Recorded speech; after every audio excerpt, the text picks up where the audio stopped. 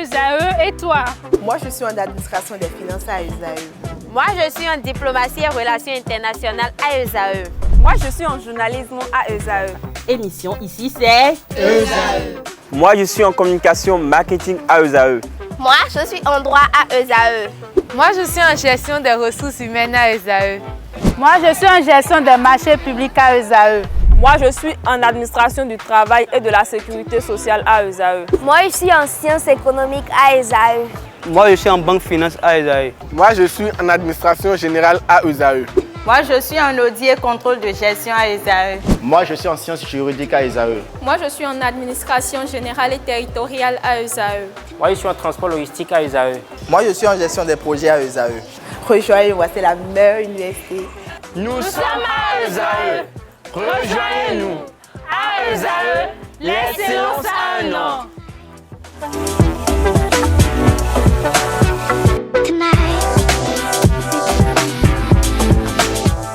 Bonjour à toutes et à tous, bon réveil dominical, bienvenue sur l'invité ce dimanche de Pâques, bien évidemment, chers amis internautes. Je reçois pour vous le père Éric Aguenounon, il est le directeur de l'Institut des artisans de justice et de paix, le Chant d'Oiseau. Il est avec nous ce jour pour nous édifier sur le sens et la portée de la Pâques. Avec lui, nous parlerons de l'état de droit et de la démocratie au Bénin. Je rappelle que l'Institut des artisans de justice et de paix, le Chant d'Oiseau, organise entre autres des conférences sociales, des débats contradictoires et des cercles de réflexion sur les thématiques en lien avec l'état de droit, la démocratie et la paix.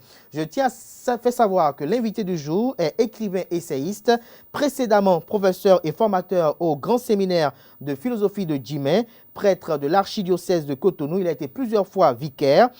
Cérémoniaire adjoint de l'archidiocèse de Cotonou, il a été également professeur et formateur au séminaire propédeutique de Misrété. Il a fait des études de philosophie politique à l'Université de Bourgogne de France. Il a été également vicaire à la paroisse Notre-Dame de Dijon. Bonjour à vous, Père Éric Aguenounon. Bonjour Kader, merci à ESAE pour l'invitation. Merci d'avoir également accepté l'invitation malgré l'agenda. Je vous en prie. Alors, nous sommes dimanche de Pâques. Dites-nous, à nos amis internautes qui nous suivent en ce moment, qu'ils soient musulmans ou chrétiens, qu'est-ce qu'on peut retenir lorsqu'on entend l'invocation de la Pâque? Alors, il faudrait préciser d'entrée que nous avons trois religions révélées. Il existe au monde trois religions révélées, le judaïsme, l'islam et le christianisme. Et le cordon ombilical du christianisme est né ou s'enracine au creuset du mystère pascal, la mort et la résurrection de Christ. Passion, mort, résurrection de Christ. C'est au cœur de la passion, mort, résurrection de Christ que la religion chrétienne et catholique est né. Vous savez, les Juifs, nos frères Juifs, attendaient un Messie guerrier qui allait les libérer de leurs oppresseurs. Jésus s'est incarné, l'enfant de Dieu s'est incarné, le Verbe éternel du Père, en devenant l'un de nous à Noël. Et il a vécu un ministère terrestre de 33 ans. C'est le prince de la paix, c'est l'homme de la justice, c'est l'homme qui est proche de son peuple, qui a guéri, qui a délivré, qui a pardonné les péchés et qui a aussi réveillé des morts. Et lui, il est allé à la mort innocent, juste, il est condamné. Il a subi la passion, la mort et la résurrection. Et sa résurrection est pour nous, chrétiens, de toutes catégories confondues, le jour où il tue la mort éternelle. Il triomphe de la mort éternelle et nous ouvre la porte de l'éternité, c'est-à-dire la porte des demeures éternelles. Et donc, avec Jésus, on a la garantie que Dieu est avec nous, est une réalité. Dieu est avec nous, qu'il est l'Emmanuel, s'est fait offrande de Dieu pour nous, sacrifice suprême de Dieu pour que nous ayons tous et toutes la béatitude éternelle. Donc, le christianisme est né à la Pâque. Le christianisme est né à la Pâque. Alors, la Pâque, elle symbolise quoi? La Pâque signifie l'immolation du Fils de Dieu qui ressuscite pour nous. Et cette résurrection, c'est l'amour de Dieu donné à l'humanité. C'est le salut éternel du Père accordé à toute l'humanité, sans distinction de région, sans distinction de religion, sans distinction de classe sociale. Jésus apporte le salut à nous tous. Il apporte le salut à nous tous. Alors, quelles sont les pathologies comportementales que doivent adopter le bon chrétien catholique en ce dimanche de Pâques? Le dimanche de Pâques, c'est un dimanche de la révélation de la gloire du ressuscité. Le ressuscité se révèle à nous. Et ce ressuscité qui se révèle à nous est notre frère. On doit se sentir frère et sœur du ressuscité.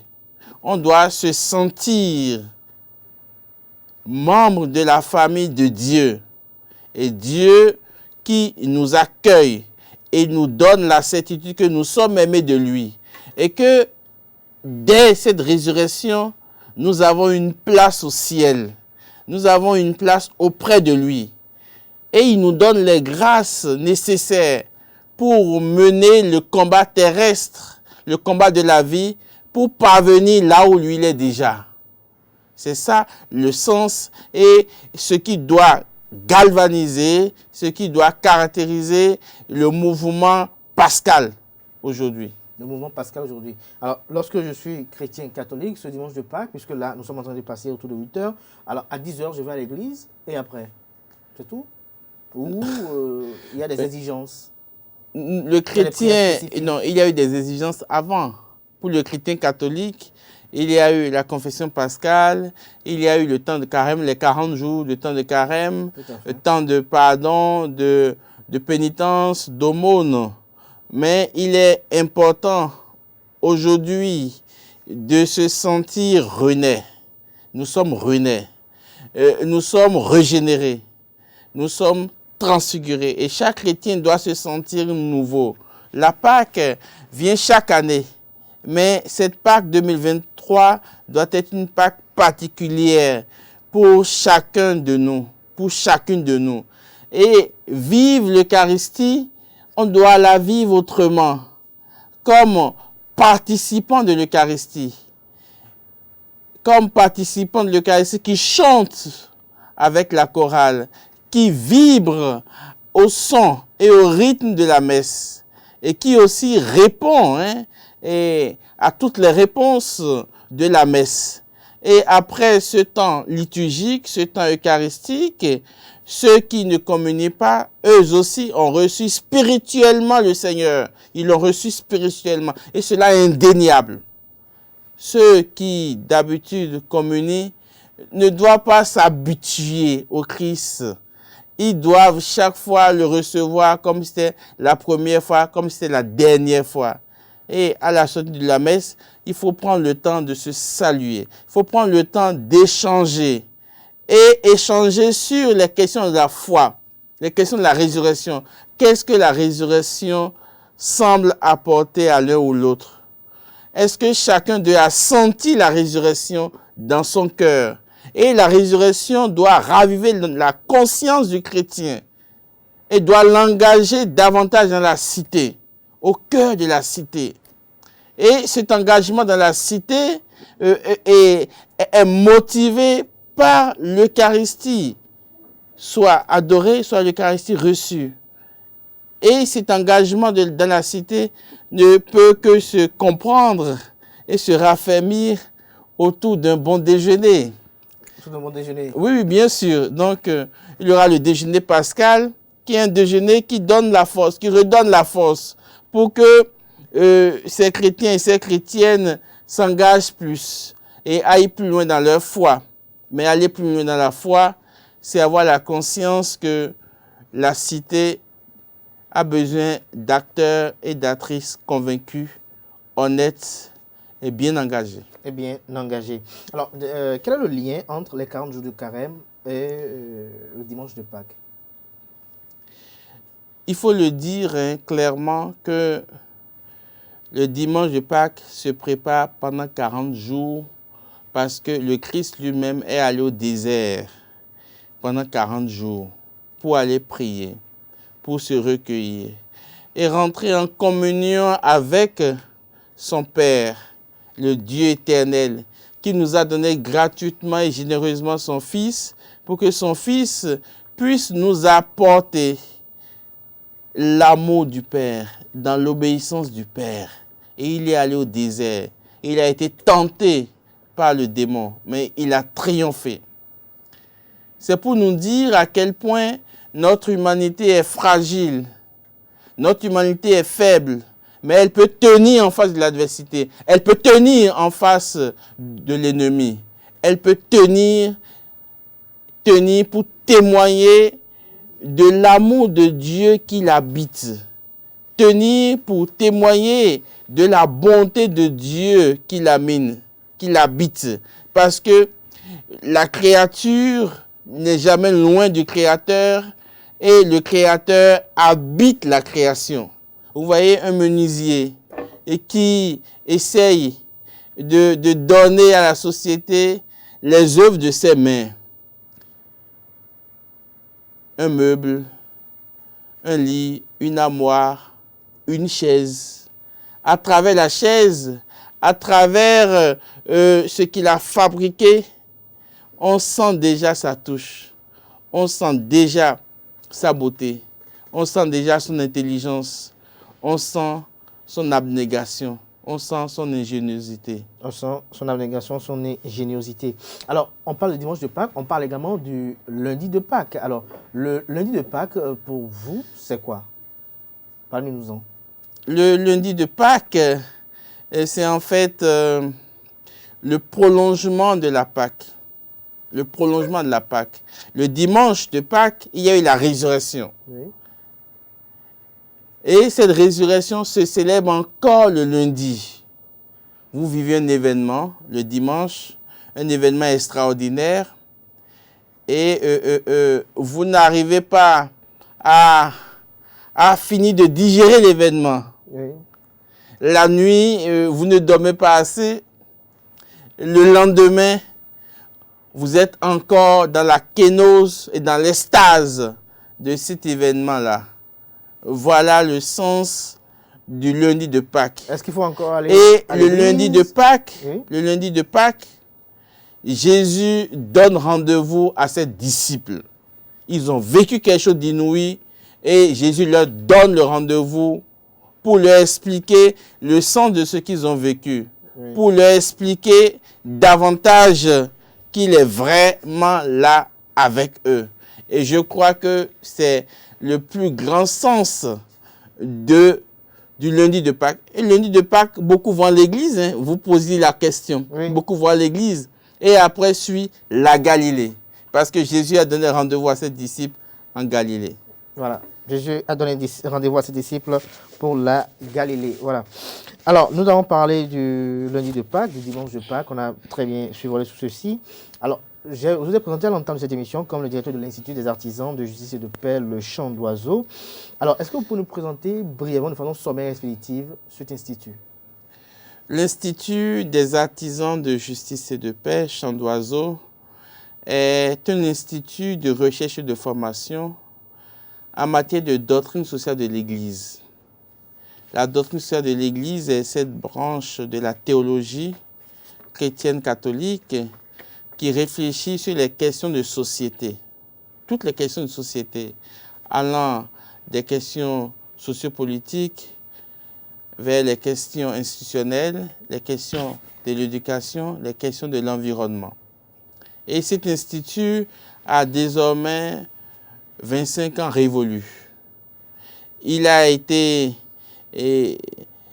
né de l'intuition de Monseigneur de Souza, qui, au sorti de la conférence nationale, voulait un cadre institutionnel de réflexion et surtout de formation pour les acteurs catholiques en politique. Leur permettre de se rencontrer, d'échanger entre eux, d'être formés en matière de doctrine sociale et d'être soutenus dans leur engagement citoyen et politique. Et cette institution de Monseigneur de Souza a pris corps à partir des premiers travaux de cet institut. Je parle des travaux physiques du chantier à partir de septembre 1999. Mais il faut le dire, les 22-23 décembre 1997, au grand séminaire Saint-Gall de Ouida, le père Goudjor, premier directeur fondateur, autour de quelques amis, de quelques prêtres, ont constitué le premier symposium. Et Monseigneur de Souza était là pour lancer ce symposium, pour lancer cet institut. Malheureusement, il était déjà parti au ciel lorsque les travaux ont commencé. Et donc, en général, cet institut a 3 programmes essentiels. Un programme qui concerne l'enseignement catholique et nous intervenons dans 194 institutions d'enseignement, dont un petit séminaire, le petit séminaire d'Atengu, où nous sommes allés tout récemment.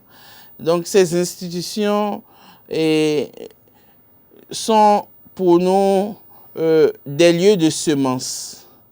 Nous fournissons des documents, des manuels, des affiches, des outils pédagogiques aux enseignants qui, en travaillant avec les enfants, en lien avec les parents, forment ces enfants-là sur les valeurs fondamentales de la vie chrétienne et du coup sur les valeurs citoyennes et patriotiques.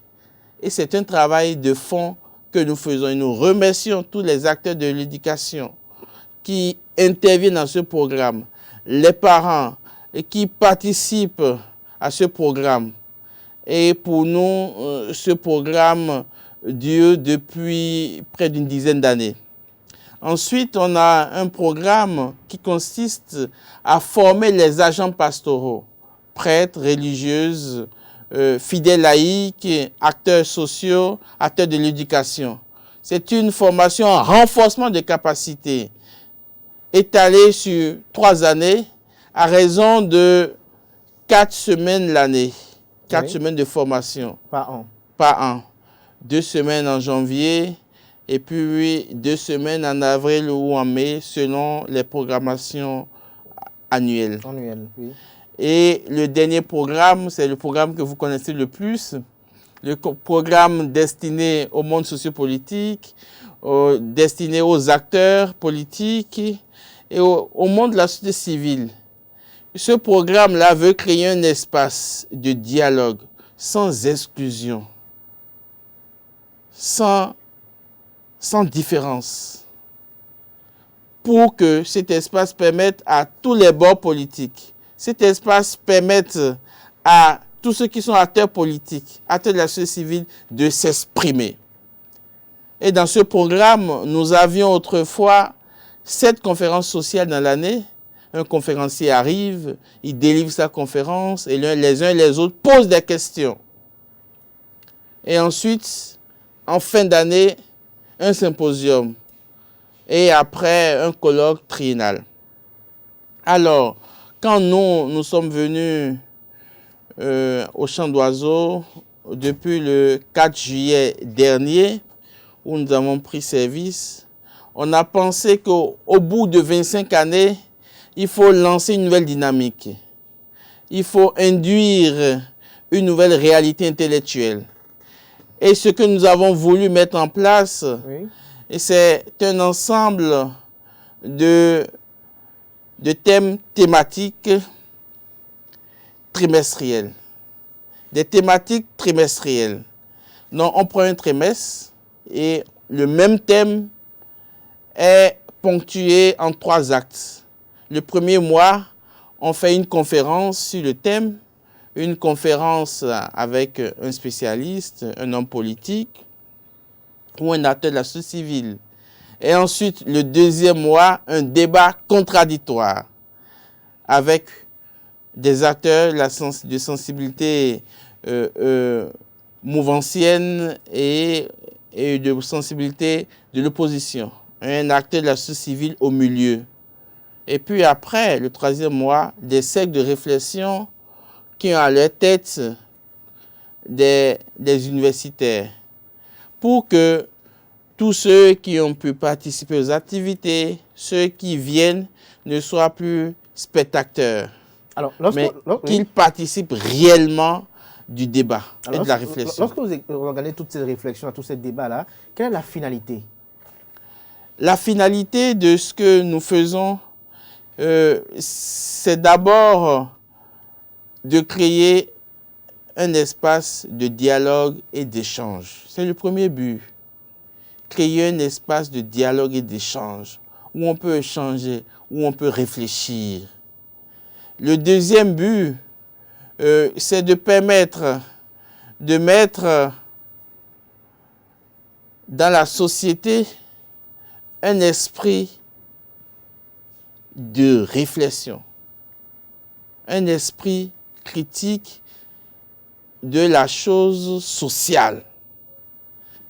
Très souvent, on vit la chose sociale, le phénomène social, on vit le phénomène politique comme étant un phénomène en dehors de nous, extérieur à nous, en étant inerte, en étant indifférent.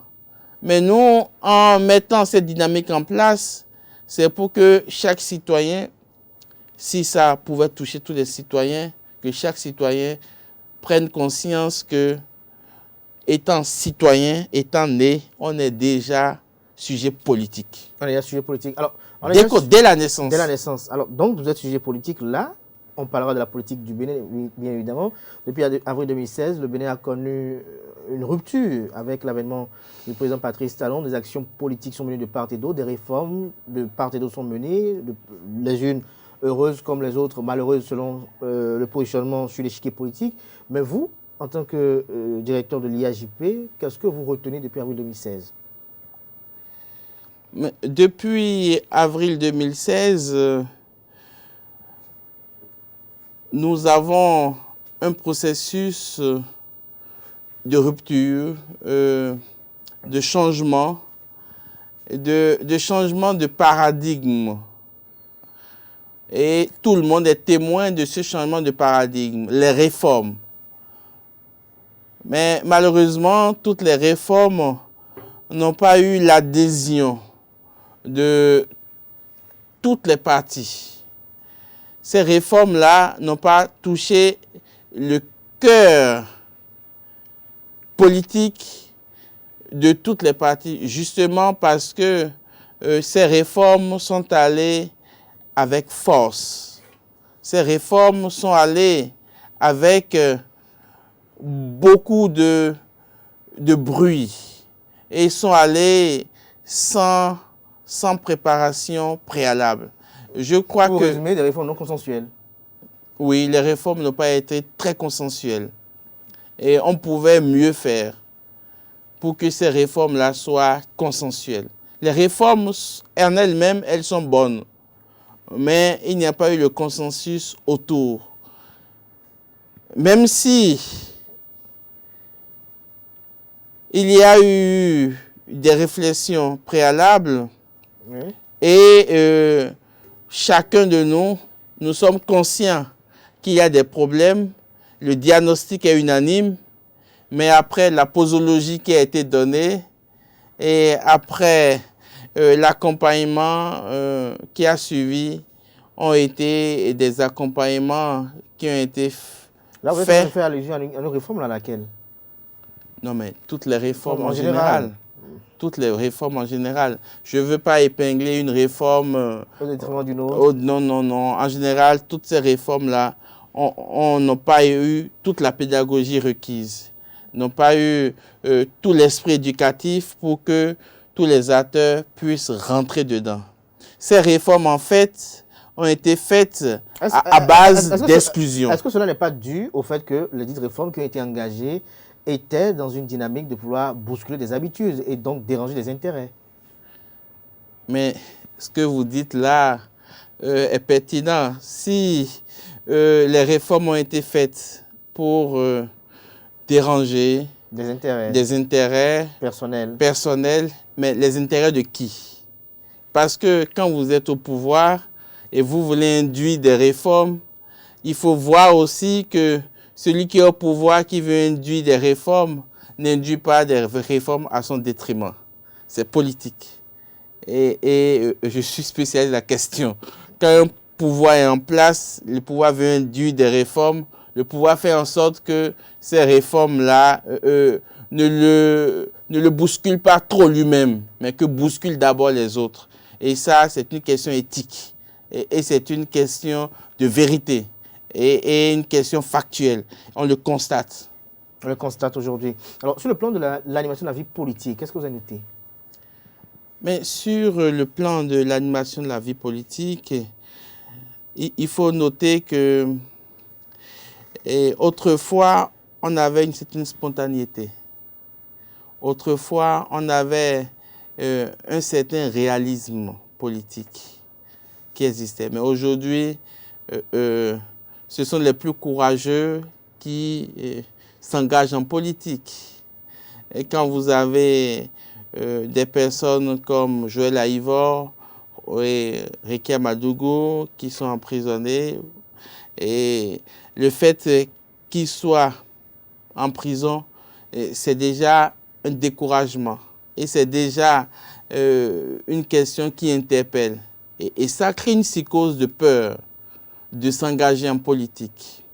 Ça crée une psychose de peur de s'engager en politique. Ceux qui sont à l'extérieur du pays pour différentes raisons aussi, ça crée une psychose de peur. Et en fait, quand on veut faire des réformes et qu'il y ait des gens en marge, ça fait toujours peur. La démocratie, c'est un espace de dialogue. C'est un espace d'échange. Mais est-ce qu'il y aurait une réforme qui pourrait faire avoir l'assentiment de tous, sans exception? Est-ce qu'il est facile, aisé à un gouvernement d'entreprendre une réforme qui va avoir l'approbation de tout le monde, lorsque l'on sait que cette réforme est censée profiter à la population? Toute réforme soulève toujours des mécontentements, des réserves et des oppositions. Mais il y a deux manières de procéder. La manière autoritaire, où avant de procéder de la réforme, on met en place l'espace permettant d'aller vite. D'aller vite. Et là, l'espace crée de l'exclusion pour que la réforme passe, pour que tous ceux qui vont s'opposer à ça soient écartés. Ça, c'est une option. L'autre option, c'est aller avec l'espace politique tel qu'il est. Vous voyez en France ce qui se passe. Le 49-3 qui a été dégainé. Et dans la rue, il y a beaucoup de manifestations. Il y a beaucoup de manifestations. Il y a beaucoup de soulèvements dans la rue. Et je crois que ça, c'est ce qui est palpable et visible en démocratie. Ce qui se passe en France, c'est démocratique. L'espace démocratique, c'est comme ça. Qu'il y ait des soulèvements, qu'il y ait... C'est ça l'expression démocratique. Oui, mais quand on veut... Quelle est la finalité de ces soulèvements-là? Lorsque l'on sait que dans la plupart de nos pays africains, lorsque ces soulèvements-là adviennent, c'est que ça vire sur la destruction des biens immobiliers publics, lorsqu'on s'en prend aux partisans du pouvoir. Est-ce que tout cela également est de l'expression de la démocratie? Est-ce que pour vous, l'expression de la démocratie doit passer par là? C'est-à-dire que ceux qui sont de l'opposition doivent être beaucoup plus, j'allais dire, beaucoup plus qualifiés de démocrates comparativement à ceux qui sont de la mouvance ou qui soutiennent les actions au pouvoir. Il faut partir d'un fait que on ne peut pas implanter en Afrique une démocratie à l'occidentale. Parce qu'on ne ressemble pas au peuple occidental. Quand vous êtes dans un métro en Europe ou dans un train, vous voyez que tout le monde a quelque chose en main et il lit. Donc, il y a un minimum d'instruction. Il y a un minimum d'éveil. Quand vous allez acheter du pain, vous voyez la file, les gens sont alignés. Vous êtes obligé de vous aligner. Quand vous voyez dans la circulation, si on coupe les feux, les gens vont continuer à être disciplinés. Mais nous, en Afrique, on n'a pas ces relents-là. On n'a pas cette éducation-là. Ensuite, s'ajoute à ça la question de la pauvreté. Comment construire la démocratie dans un pays pauvre? C'est ça la question. Et donc, de ce fait, il faut admettre qu'en Afrique, tous les pays africains, nous sommes encore dans les balbutiements de la démocratie. Nous sommes encore dans les fondations de la démocratie. Alors, et ce n'est pas parce qu'on est dans les fondations de la démocratie qu'on va déjà instaurer de l'autoritarisme par-ci, par-là. Ça biaise déjà le cheminement démocratique. Il faut un cheminement méthodique, un cheminement éducatif et aller progressivement. Je vais vous donner un exemple. Quelle est votre appréhension de l'expression démocratique pour vous? Pour vous, lorsque un dirigeant prend une décision et que l'on n'est pas d'accord, pour vous, comment cela doit se manifester? Mais ça doit se manifester dans le dialogue, dans l'échange. Mais parfois, j'ai le sentiment que nous ne voulons pas dialoguer. Nous ne voulons pas discuter. J'ai le sentiment que nous voulons imposer une idée. On ne veut pas le consensus parce que le consensus, ça perd de temps, ça distrait. Il faut aller vite, il faut aller très vite. Il faut aller très vite. Je vais vous donner un exemple que j'ai vécu. Lorsque j'étais à Dijon, mes appartements étaient près de la préfecture. Et dans la période, il y avait les gilets jaunes. Et qu'est-ce que j'ai remarqué? Tous les policiers déployés avaient des caméras et enregistraient leurs interventions. Parce que le lundi déjà, les organisations de la société civile, des droits de l'homme montaient sur le créneau. Donc, eux, ils filment pour contredire ou bien pour montrer qu'ils font leur travail de façon professionnelle. Ça, c'est la première chose que j'ai remarqué. Deuxième chose que j'ai remarqué, aucun policier n'avait d'arme létale. Aucun policier n'avait d'arme létale. Troisième chose que j'ai remarqué, quand ils finissent les manifestations, déjà, le lendemain, on nettoie. Aussitôt qu'ils finissent, on commence par nettoyer. On répare tout de suite les choses.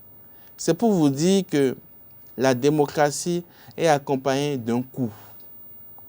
Mais quand on n'a pas le coût pour accompagner la démocratie, il ne faudrait pas instituer autre chose qui est contraire à la démocratie. Alors, on parle toujours de démocratie, on ne peut pas parler de démocratie, on parle d'état de droit. On a comme l'impression, le ressenti que la démocratie, elle est en souffrance lorsque les acteurs politiques, eux, ne s'entendent pas, lorsqu'ils n'ont pas dialogué, comme vous l'avez reproché tout à l'heure. Je pense que si on n'arrive pas à la démocratie, qui est en fait l'échange consensuel, et la démocratie, ce n'est pas que l'organisation des élections régulières, mais faudrait-il que ces élections soient inclusives, hein, et faudrait-il que toutes les sensibilités soient représentées. Donc, si on n'arrive pas à là, il faut au moins un état de droit.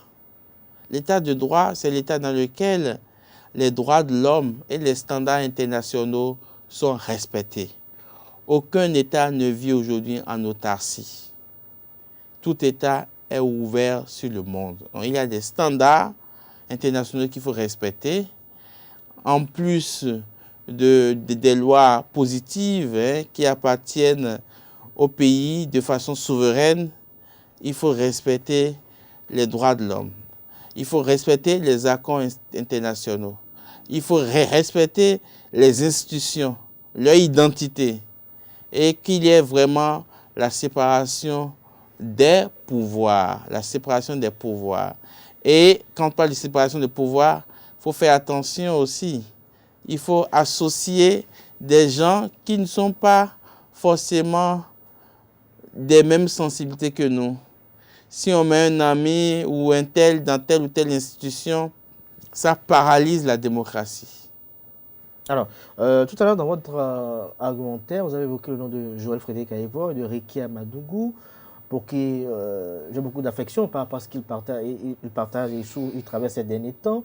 Mais on a comme l'impression que l'action politique des partisans ou de leurs partisans ne vise que les deux, alors qu'en prison, on a également d'autres acteurs politiques, carrément de l'opposition, qui se figurent en prison. On a comme l'impression que, bon, peut-être que comme ils n'ont pas de grand renommée, ils n'ont pas de soutien.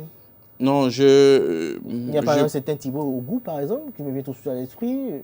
On n'a jamais entendu parler de lui, par exemple. Je pense que en politique, on met très souvent les leaders en avant. Mais je crois que certainement que leur action, si les leaders sortent, je crois que les autres qui accompagnent, qui soutiennent les leaders aussi sortiront. Je crois que c'est une évidence. Mais s'ils sortent que les leaders, ils vont perdre l'électorat. Hein, parce que l'électorat, ce sont ces jeunes-là qui mobilisent l'électorat et qui préparent le terrain pour que le leader arrive. Pour que le leader arrive. Alors, on parle de démocratie, on parle d'état de droit. Aujourd'hui, quel regard portez-vous sur tout ceci sous Patrice Talon? Et quelles sont vos espérances en la matière? Sous Patrice Talon, je note qu'il y a eu des réformes. Je note qu'il y a eu des difficultés dans les réformes.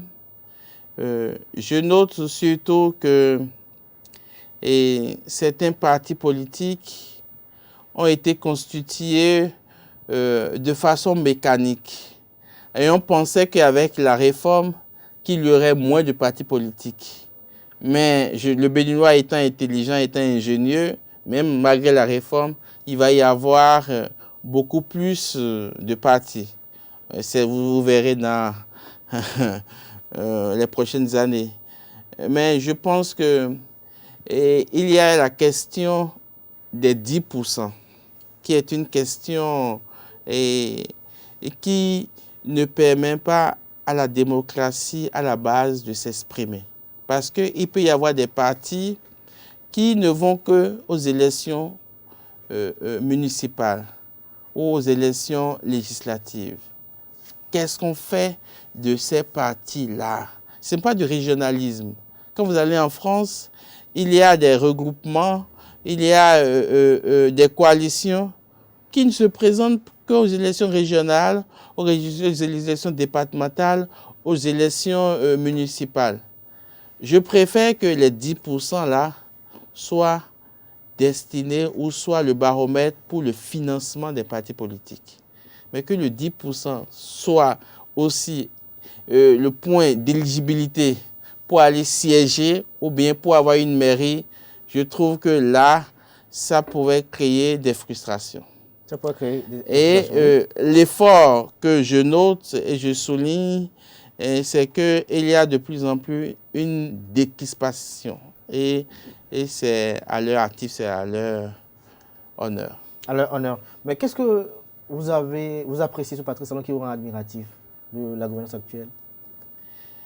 C'est d'abord qu'il est un homme rationnel. On sent de la rationalité dans ce qu'il fait. On sent dans ce qu'il fait, il y a du beau.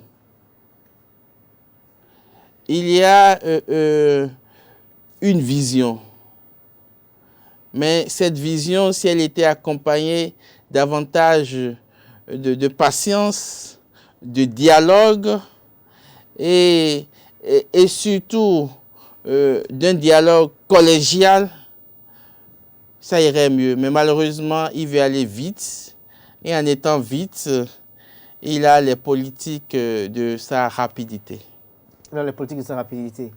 Alors, on parle toujours de démocratie et d'état de droit. Je vous ai vu tout à l'heure citer plusieurs fois la France, mais je ne vous ai pas vu citer, par exemple, un État comme la Chine, qui est quand même un exemple de développement, alors que le Bénin aspire à se développer.